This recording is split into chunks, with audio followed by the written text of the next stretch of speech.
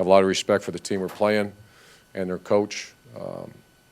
Obviously, they're running a lot of they're really expanded their offense with that back they have and the mobile quarterback. He's running a lot of spread runs, which is a pain. And then they got a couple dynamic receivers, real big receivers. So as I did on my TV show, I mean, I'd like to make this one go down in the books. Obviously, the football team's got to do their part, which is the most important one. But I'd like to see this stadium absolutely out of control. And we have the best home field advantage in America. Let's use it to a maximum. And unless people got something else to do, I'd love to see a couple 100,000 people here packed outside, inside, wherever it is, and have a lot of fun with this one.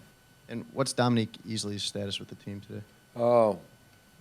He's still with the team, but he's got to do things we asked him to do to be involved. Is this something you think you guys can work out, or is this ultimately going to lead to him not being here after this year? I think we can work it out.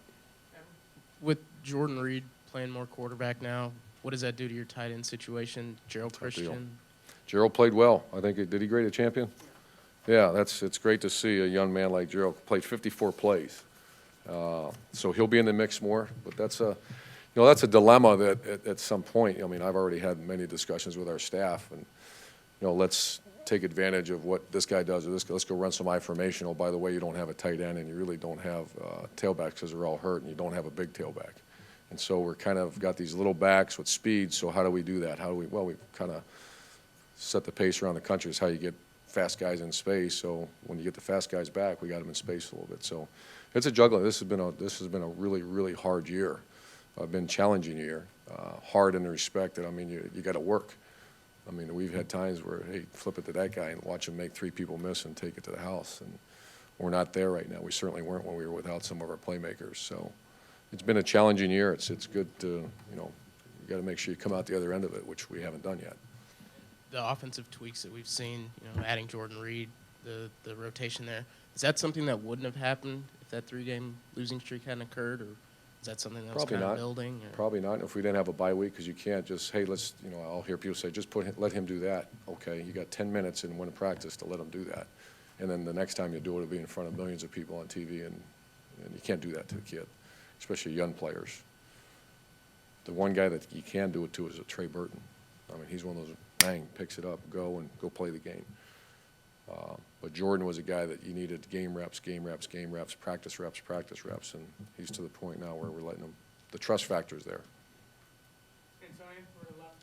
In this generation of All About Me, what does it say about John particularly, and then the other two, that they seemed, at least to us, seem to be taking this as whatever's best for the team? Well, you'd expect that out. John, everybody knows John Brantley, and he saw what we're struggling. It'd be different if we had that 240-pound tailback that was a Heisman candidate, and it doesn't exist here right now. It'd be different if, some other things were going on and we could be more manageable for what he's perfect at doing. But his objective is to help Florida win. Chris Sleek was, the Chris Sleek and Tebow issue. I didn't really think of it because we were so into the season, but Chris Sleek will go down as one of the top 3 quarterbacks in Florida football history because he won a national championship.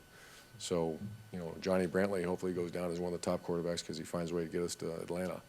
I think that's his goal. And I know it tells you the character of him and his family, because I'm sure he's just getting, taking shots across the bow, which I think he's a very focused guy. I don't see that at all with him. I talk to him quite often, and I see a guy that wants to help Florida win.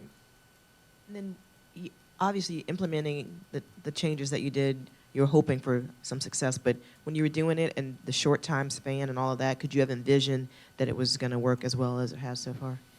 That's a great question. We weren't that far into it. I mean, there was a little, I don't want to say paranoia, but I mean, that's a drastic, a little bit, someone reminded me, it was a little bit like 05.